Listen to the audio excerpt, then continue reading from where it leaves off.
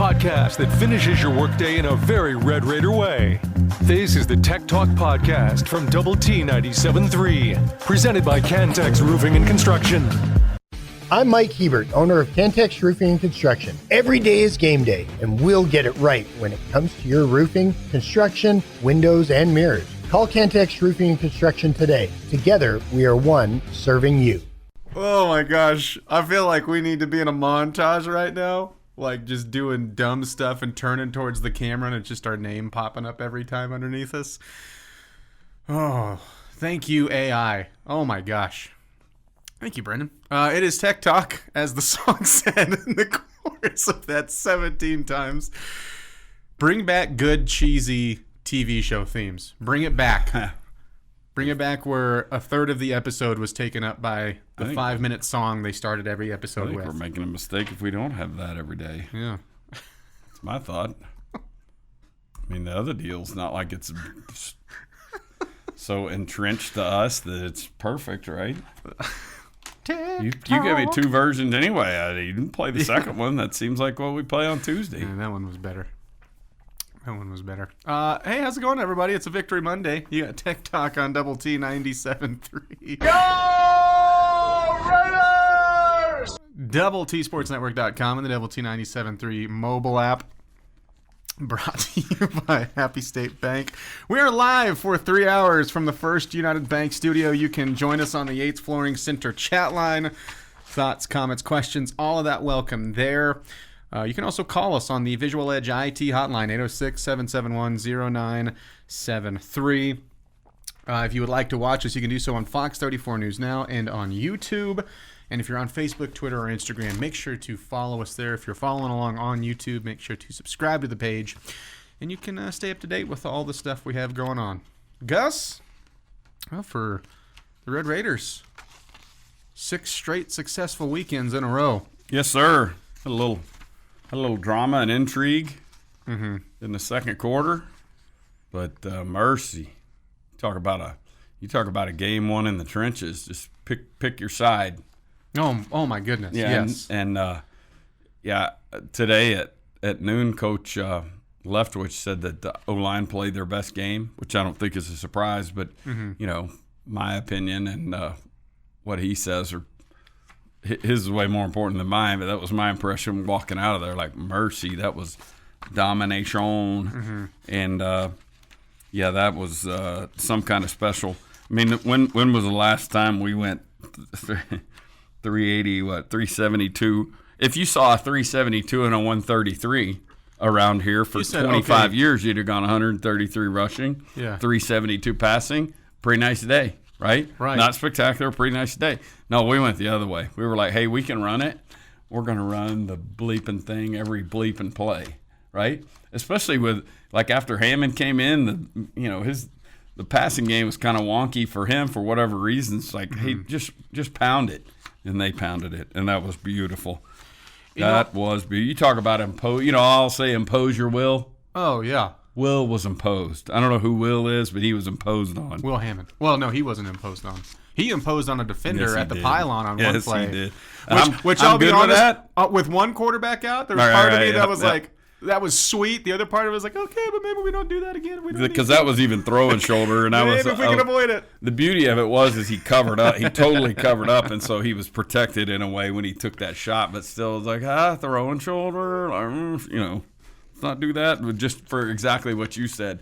This isn't him coming in and running some plays in the red zone, and then Barron's going to trot back out there. We got all 3 of them. Like, hey, dude, we're down. We're one snap away from number 3 being out there. But fortunately, all those dudes are getting practice reps and doing all the things. And Hammond, I mean, we said from the beginning we're going to need both of them, right? I need all 3 of them. Who knows? Hope not. But and it sounds like Barron's re-aggravated the injury he was dealing with coming out of the Pine Bluff game. So yeah, something we'll talk about a little bit later on in the program, but listed as day-to-day. I was really impressed. Something that you had mentioned in there. Obviously, the second quarter and then going into the half, there was plenty of stress. And specifically the pass defense from the linebackers, you have some busted coverages in there. And it's the first time you've remotely been carved up in any way defensively. So it's like, okay, well, what's the response going to be like at the half? And I mean, they just put the clamps right back down on them. And so it's like, yes, you finally have a team show some sort of life for an extended amount of period against this defense. And then they dominate even more in the second half. Like, the response was just, that's exactly what you wanted to see. And I go back to, I do think that it's at least in the top 3 of the best offenses you'll see all year in the regular season, if not the best.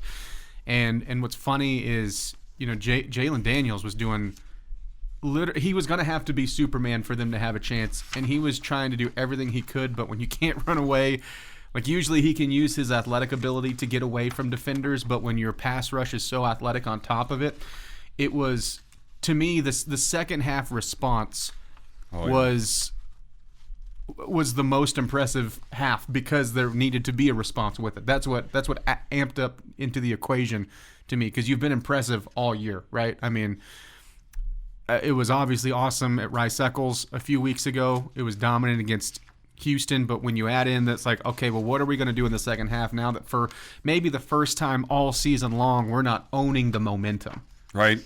Absolutely. And just came out and crushed them. Yeah, that was a real test. And you know, the other little subplot to that was, you know, like, hey man, they boomed that 55-yard kick before right before the half, and you're like, hey, they're getting the ball back.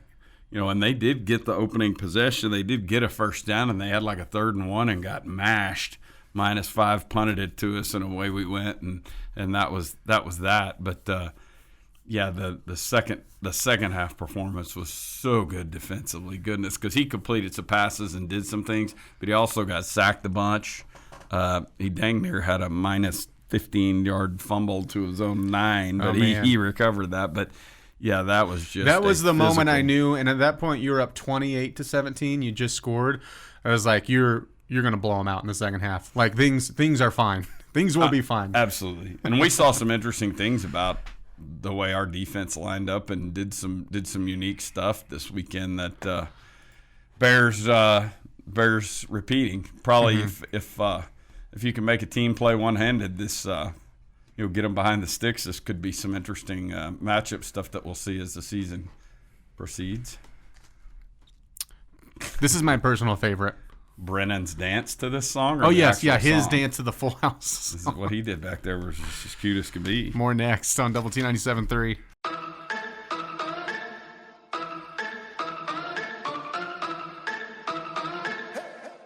The podcast that finishes your workday in a very Red Raider way. This is the Tech Talk Podcast from Double T 97.3. Presented by Cantex Roofing and Construction.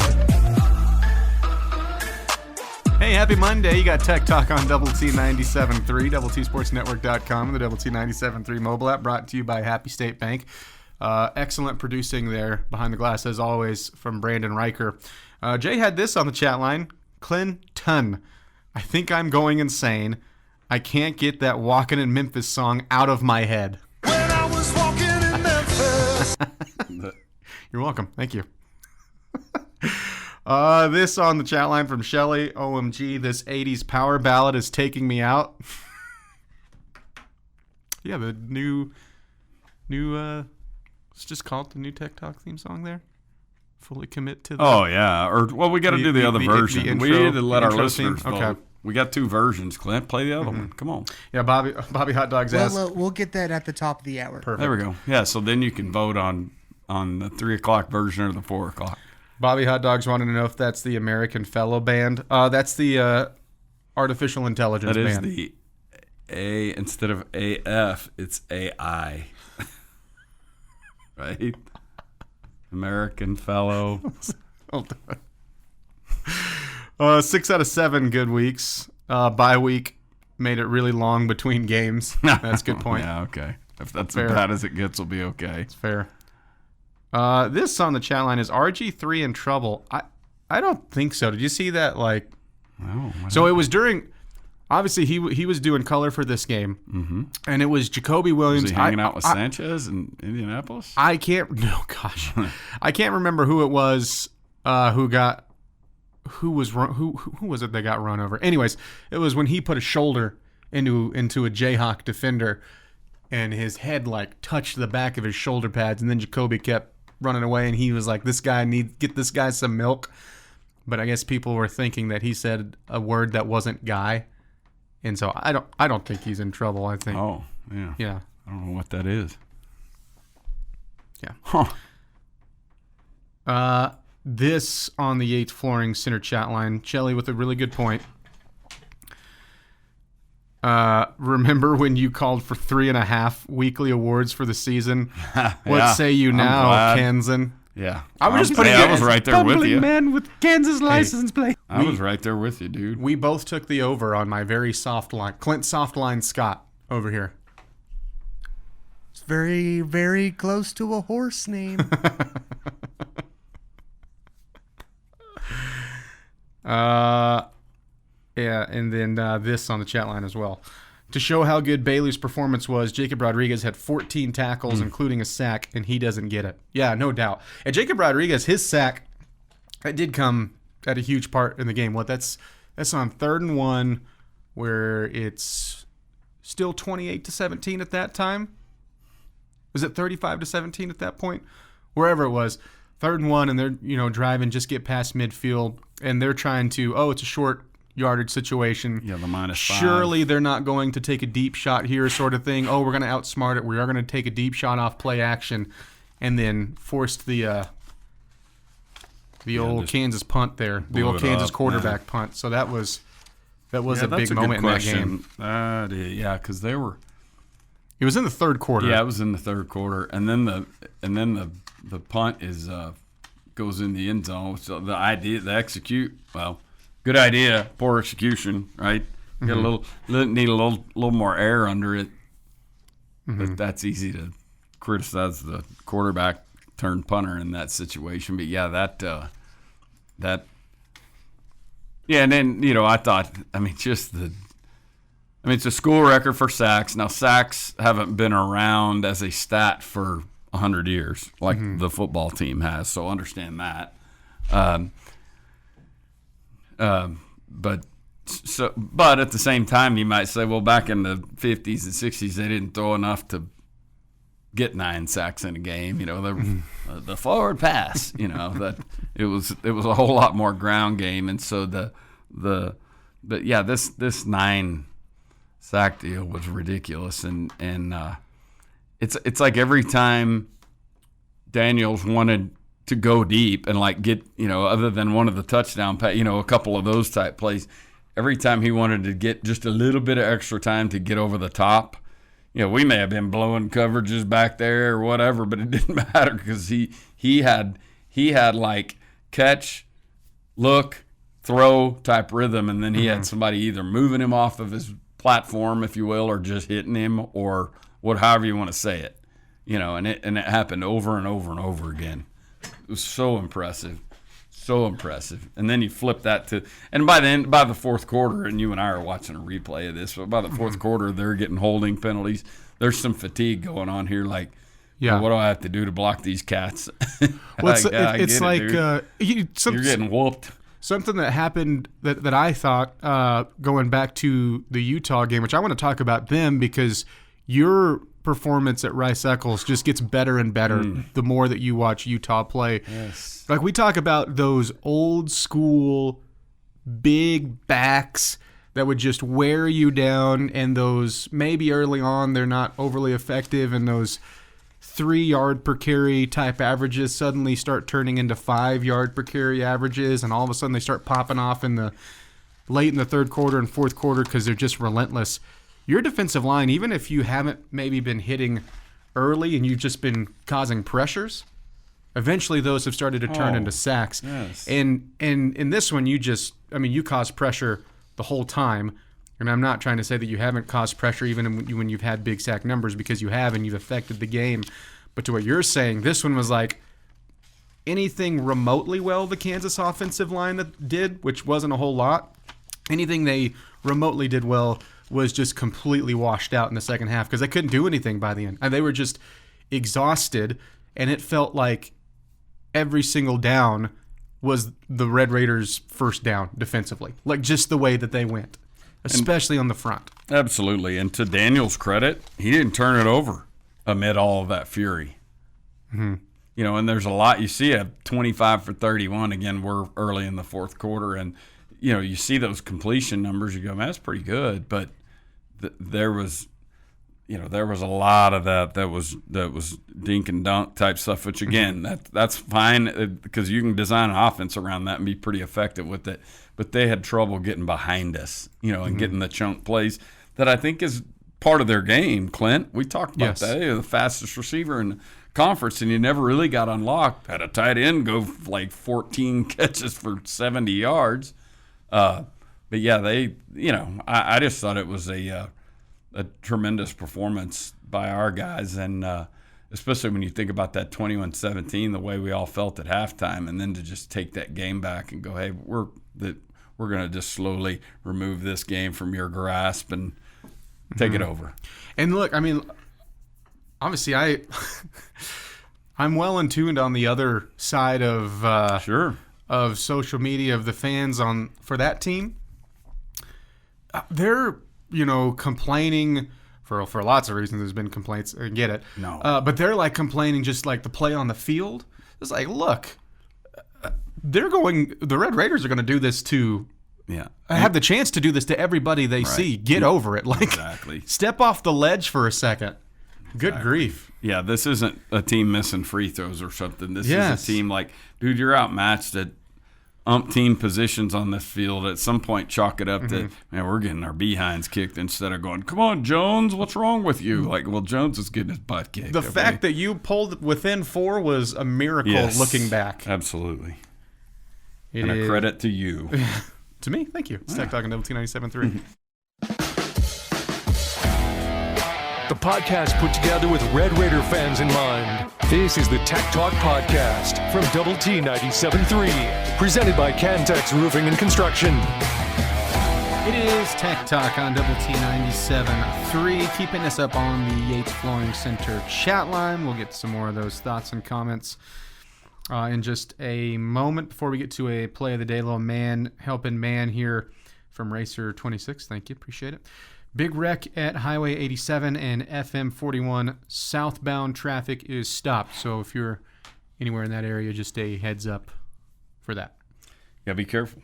All right, Brendan, take it away. So let's see what the Red Raiders do with it. As Morton hands it to Dickey. Big hole. He's up to the 45 midfield. It's a track meet. Watch out because he is going to the house. Cameron Dickey on the first offensive play for the Red Raiders is gone. Touchdown, Red Raiders. Cam Dickey had a heck of a game on Saturday. 263 yards. That's a career high. 2 touchdowns. Set the tone for his night from the first play. I mean, it was impressive. It was really needed in a night where maybe the pass game wasn't going to be there for Tech. Not that the pass game wasn't going to be there, but Tech clearly exploited Kansas's run defense, and so Which is very bad. Cam Dickey just ran with it, literally. Yeah, their run defense has been a mess this year, but you also just, like, individual battles, because I think part of it, what's made them bad, is they tend to be disorganized in the run game, but you also took a handful of, like, the handful of players that I think would start on a lot of Big 12 defenses and took them completely out of the game. Like Bengali Kamara did not have a good game at all. Lathan did not have a good game at all. And we've talked about this. Your offensive line has played better and better. Texas Tech. Yes. I totally agree. And with what Leftwich said today, you're still not like in the, to me, like, great category, because some of that you do have. And by the way, penalties were much better. Much better. And that's headed in the right direction. But if you just keep on this trajectory, like by the end of the season, maybe we do work that into that was a great offensive line. I think right now you've worked your way into the conversation if it's been a really good offensive line year. And part of it's easier said than done because you get these guys, from here and there and this school, and then you do have a couple carryover guys. And it's easier said than done and you can talk about the whole team, and I think this is where you have to give credit to the staff. It's easier said than done, even with talent, to have everything mesh together, right? Mm-hmm. And they have done such a good job with that. And the offensive line is one that has been growing week by week. And man, they opened some massive, massive holes for anybody that was running, but especially Cam Dickey. Yeah, and certainly Hammond, getting in on that.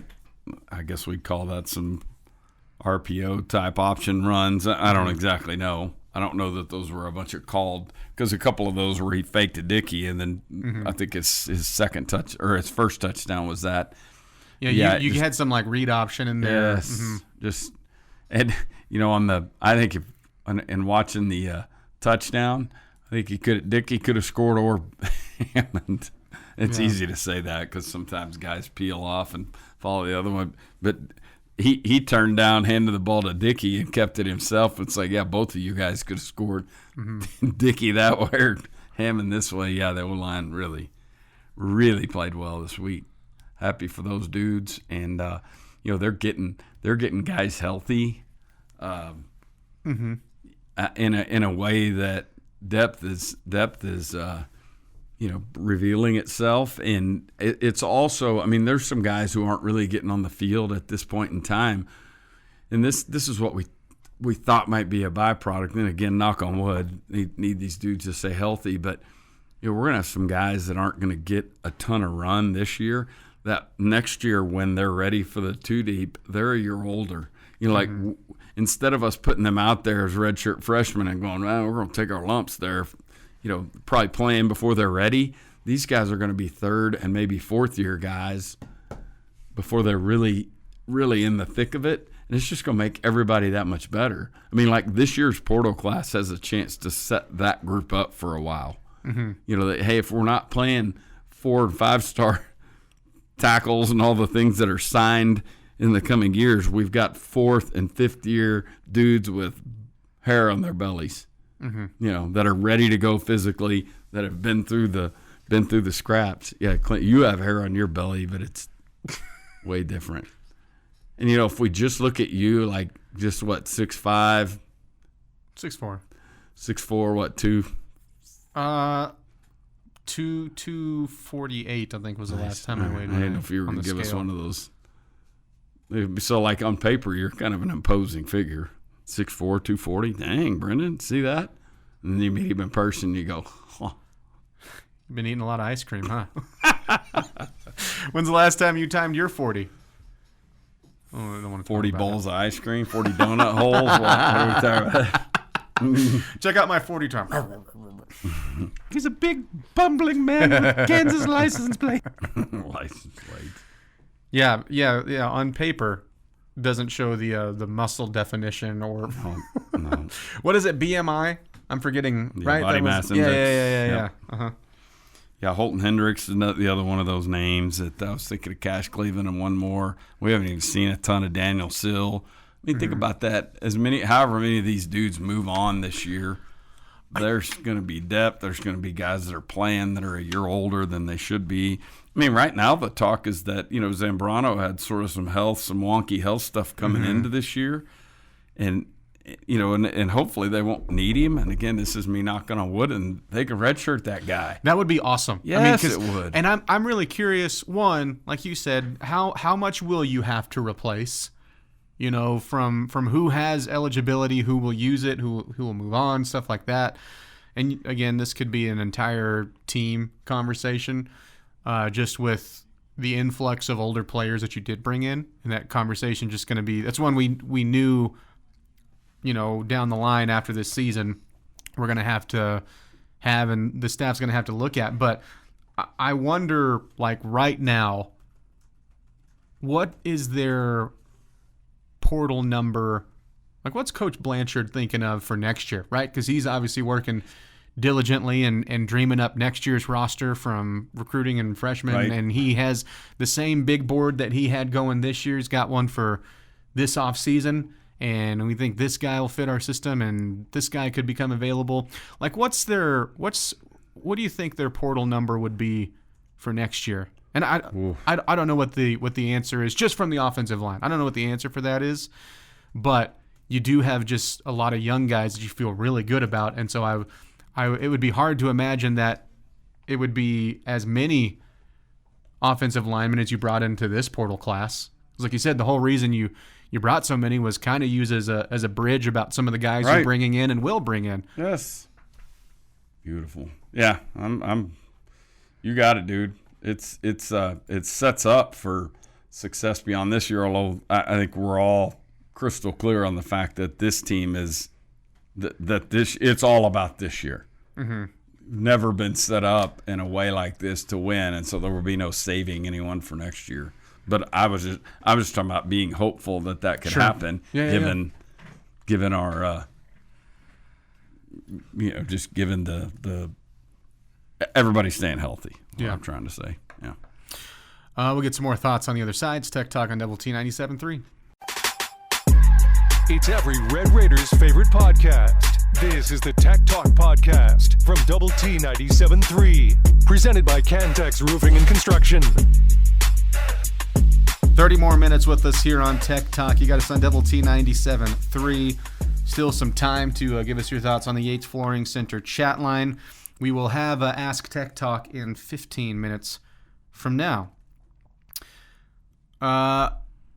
This on the chat line. Tech hasn't been tested yet. Is it because we are really good or we haven't played anyone worth a nickel? Well, I think there's a propensity in the fan base, and maybe it's ours is more apt to do this than others, but sometimes when we go around beating people, we then discount them. Mm-hmm. Like, Utah must not have been that good. We kicked their butt. Like, you saw what Utah just did to ASU, right? I mean, I get it. The first 3 games didn't amount to anything. When they booked Oregon State, they were like, hey, that's going to be a Power 5, and that didn't pan out. We get to deal with them. They fired their coach this weekend, by the way. Mm-hmm. Lots of firings over the weekend. Yeah, there really was. An NFL firing, too. Yeah. But no, so we'll have a new coach to deal with next year when we return that trip to Corvallis. But, I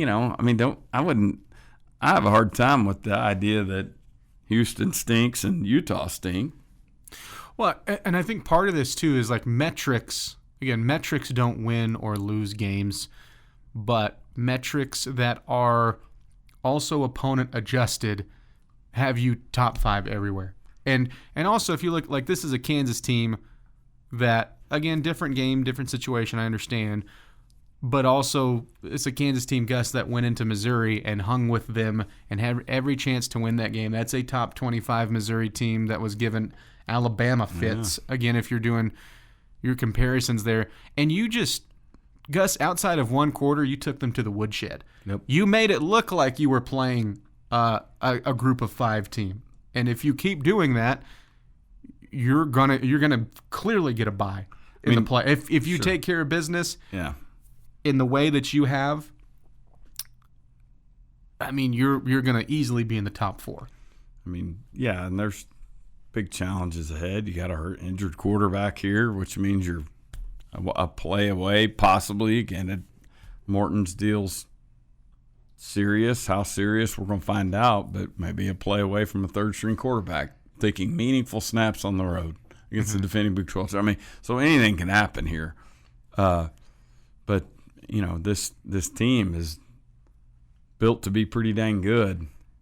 I wouldn't spend a whole lot of time discounting what's in the conference. Does this conference have Georgia and Alabama? No, obviously not. There's no point in. If you're the know-it-all guy in your group that wants to sit around and go, wow, it's not the Southeast Conference. It's not. I get it. This conference is not the Southeast Conference. Can our team hang with the top of the Southeast Conference? If we keep this up, we're going to find out, right?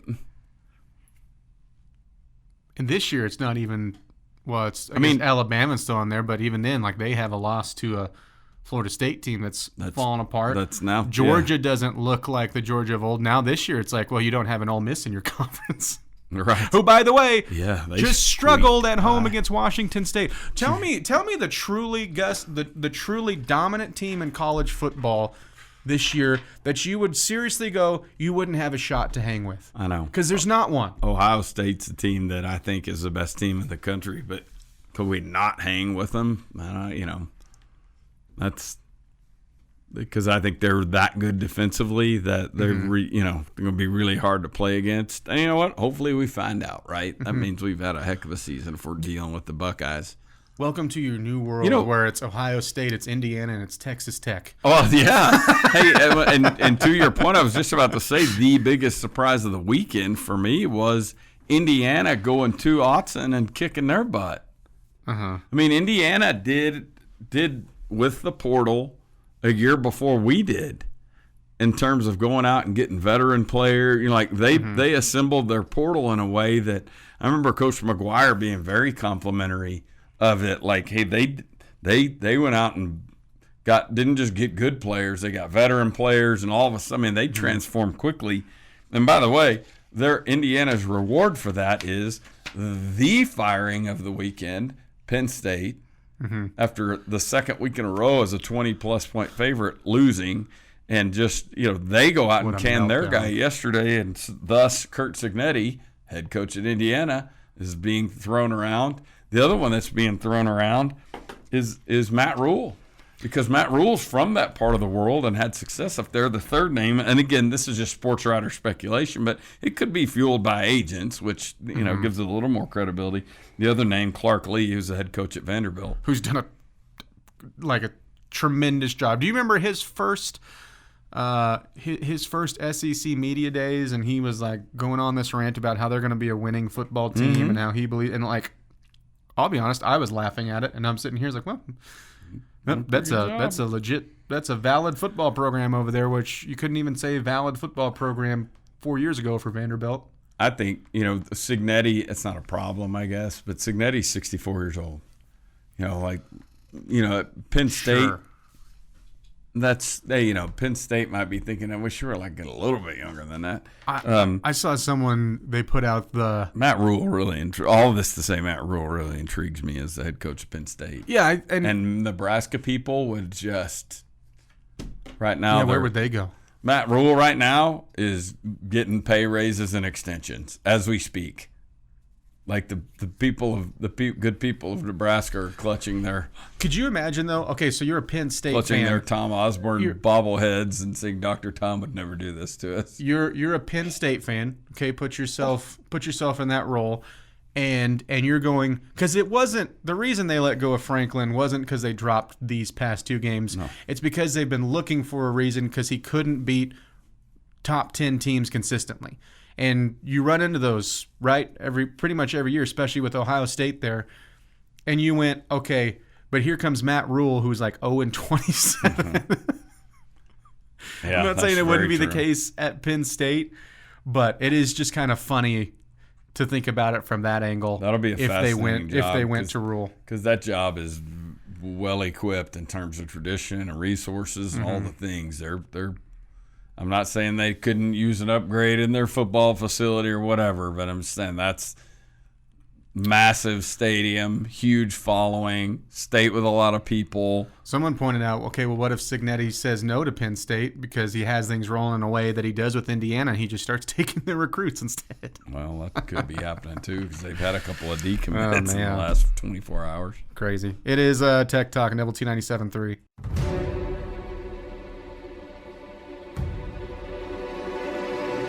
The podcast that finishes your workday in a very Red Raider way. This is the Tech Talk Podcast from Double T 97.3, presented by Cantex Roofing and Construction.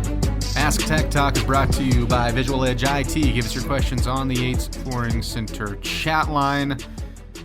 We got this on the chat line. Tech Talk Legions. This is from T-Bone. Why can't Tech pass out towels that look like tortillas and just wave them? Oh, that's a good question.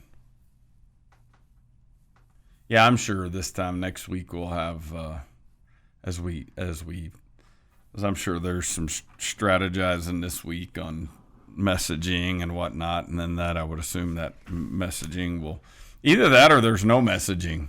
Just there may need to be a little more enforcement on it, just in terms of it's not the kickoff thing, it's the errant one that comes flying out in the middle of the third quarter, like, hey, you come with me, like, that kind of stuff, that you're getting tossed for that kind of stuff. But I also know that that environment the other day was elite. That place was rocking. It was, and I know the thing was SEC good. Yes, and the thing Joey and those guys don't want to do is pour cold water on that and go, it's got to be. I think the messaging. I shouldn't say it's got to be, because I'm not. I would think the messaging needs to be enthusiastically dealing with this, like, hey, these 15-yard penalties are big. Like continuing down that road rather than you. Well, I mean, because I'm getting a lot of that, and from people my age, you need to throw people out and okay, that's fine. That may be the way to deal with it, but nobody's strip searching. I mean, nobody's strip searching people for tortillas, right? Mm-hmm. The metal detectors don't pick those up, so that's a hard level of enforcement. That right there, well, and then to the student section too, and I'm not. Then it becomes a strategy, because like the student section aren't even going through the same security checks that everybody. So it's like, I think it's not. Yeah, I don't think, because I think you're gonna, if there's a whole lot of energy on we'll clear this section out, blah blah blah, and it gets that kind of defiant. It either pours cold water on the enthusiasm, which is the last thing they want. Or B, it creates a level of defiance, like, hey, bleep you, watch this, and so I think it's going to remain. That's again just my guess. I think the messaging is going to remain like, man, we really can't afford these 15-yard penalties. We really need you on our side. And there may be a level of it of, hey, if you're sitting next to a guy who chucks that whatever in the third quarter. Not an opening kickoff. No, but you point over there and you go, hey, there's the guy. Yeah. Like, this is the guy that did this. Like, there's got to be something within the ranks.